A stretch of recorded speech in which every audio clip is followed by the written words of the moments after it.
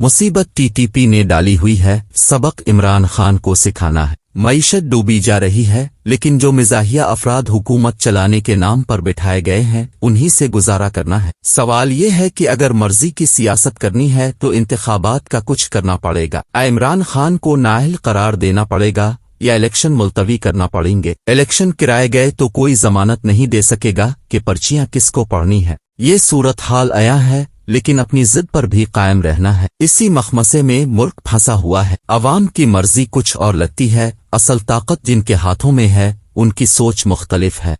हमारे मुल्क में ऐलानात पर बहुत जोर रहता है। राना सनाउल्लाह फरमाते हैं कि जरूरत पड़ी तो अफगानिस्तान में टीटीपी के ठिकानों पर हमला हो सकता है। नेशनल सिक्योरिटी कमेटी ऐलान करती है कि दहशतगर्दों के साथ सख्ती से निपटा जाएगा। याद पड़ती है कि इसराइल ज्यादातर कुछ करने का ऐलान नहीं करता, जो करना हो कर लेता है। जिनको वो दहशतगर्द समझते हैं उनके पीछे जाना हो तो पीछे जाया जाता है, ऐलानात पर इक्तिफा नहीं किया जाता। यहाँ लगता है कि जहनों में प्लान वगैरह कुछ नहीं, बस दांत पीसने का अमल जारी है। पूछना बनता है कि टीटीपी से मुज़ाकरात किस उम्मीद पर किए गए थे। मुज़ाकरात का ढोंग रचाया गया और टीटीपी के जंगजू अपने पुराने ठिकानों को लौटने लगे। अब जो दहशतगर्दी की लहर फिर से फैल रही है वो क़ियादत की तमाम तर तवज्जो चाहती है, लेकिन ताकत के सरचश्मों का ध्यान बटा पड़ा है।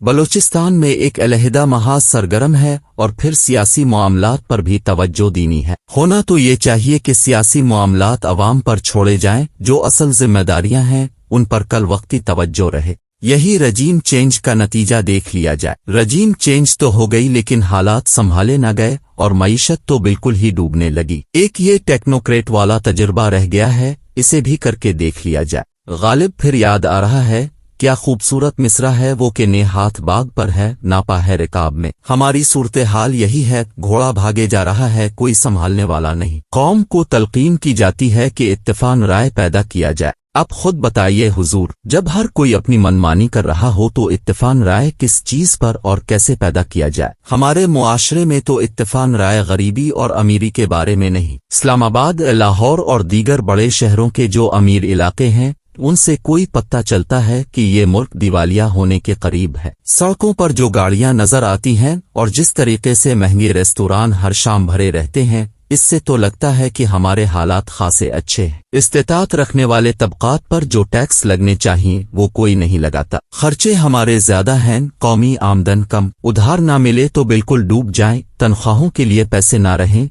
लेकिन रियल एस्टेट सेक्टर की बात करें तो वो हल्के जो खुद इस कारोबार में धन से पड़े हैं बुरा मिना जाते हैं। जहां बहुत कुछ इस मुल्क में हसास नौयत का है, रियल एस्टेट सेक्टर के बारे में तफसीली गुफ्तगू भी हसासियत के जुमरे में आती है। खिली बात अब नहीं कर सकते। हमें कोई बताए तो सही के करना क्या है। 2014-15 में जब साबिका फाटा में दहशतगर्दी से निपटा गया तो कौम साथ खड़ी थी। आज जो सूरत हाल है खुलकर बयान नहीं की जा सकती, क्योंकि खुल के बात की जाए तो डर रहेगा कि आजम सवाती वाली दफात ना लग जाए। लेकिन कोई इनकार मुमकिन है कि इस वक्त कौमी इत्तेहाद की अशद जरूरत है। कौम और इदारे एक साथ खड़े हों, लेकिन खुद साख्ता सियासी तरजीहात हमें ऐसा करने से रोकती है। फिर तो पहले सियासी तरजीहात दुरुस्त की जाएं ताकि कोई मुत्तफ़िका लायहा अमल मुरत्तब हो सके। नया साल नई उम्मीदों के साथ आना चाहिए। हम अपने डिप्रेशन और कंफ्यूजन को घसीट कर नए साल में ला रहे हैं। बस आंखों पर पट्टी बांध कर हम भटके जा रहे हैं।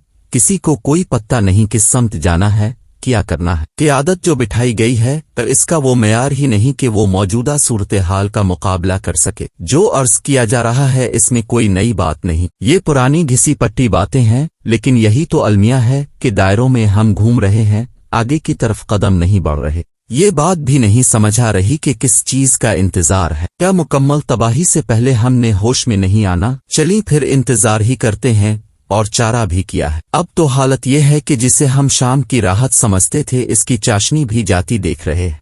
मौसीकी का असर भी कम होता जा रहा है। जो कौमी हालात बन चुके हैं इसमें हारमोनियम और तबला ने भी क्या असर दिखाना है। एक चीज रह गई है, बस सब्ज चादर ओढ़ ली जाए और दरगाहों के चक्कर लगाने लगे, निकल जाएं तारीक राहों पर और सूफियाना कलाम पर गुजारा करें। यही रास्ता रह गया है। कभी ख्याल आता है कि ये जो हमारे ठेकेदार बने हुए हैं उन्होंने हमारी तारीख से कुछ सीखा नहीं। कितने तजुर्बात इस मुल्क के साथ हो चुके हैं, कोई एक भी कामयाब रहा है। अपनी तारीख के वाकयात दोहराएं तो वही पुराना राग बन जाता है, जिसे सुन सुनकर कान पक चुके हैं।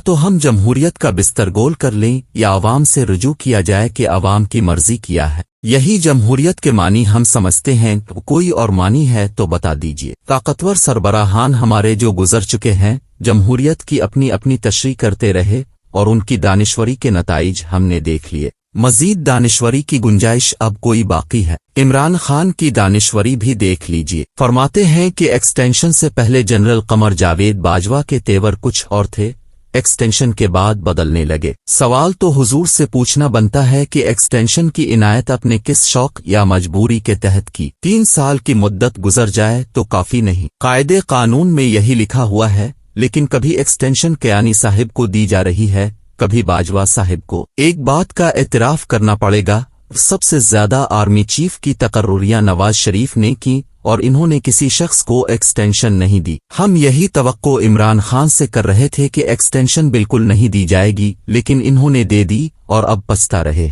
इन्होंने तो ये भी कहा कि जनरल बाजवा ने मुझसे पूछा अब पले बुआए हैं, और मैंने कहा एक जमाने में हुआ करता था, अब नहीं। मुलाहजा तो हो मुंतखब वजीर आजम है और उनसे ये पूछा जा रहा है। ऐसा सवाल जुल्फिकार अली भुट्टो से कोई कर सकता था। बहरहाल जो होना था हो गया, अब आगे को देखना चाहिए। ताकतवरों से इल्तिमास है कि किसी के दोबारा आने के हवाले से जो वसवसे हैं वो दिल से निकालें। आवाम को अपनी राय देने दें, फिर ही हम आगे की तरफ जा सकते हैं। आवाम की जो भी राय हो इसे तस्लीम किया जाए और जो सिक्योरिटी के मामलात हैं उन पर हमा वक्त तवज्जो दी जाए। बलूचिस्तान और साबिका फाटा के हालात अच्छे नहीं, जो शहादतें हो रही हैं बहुत ज्यादा है। मकबूल लीडर होने के नाते इमरान खान को भी सोचना चाहिए कि उनसे कौन सी गलतियां हुई ताकि आइंदा ऐसी गलतियां न दोहराई जाएं।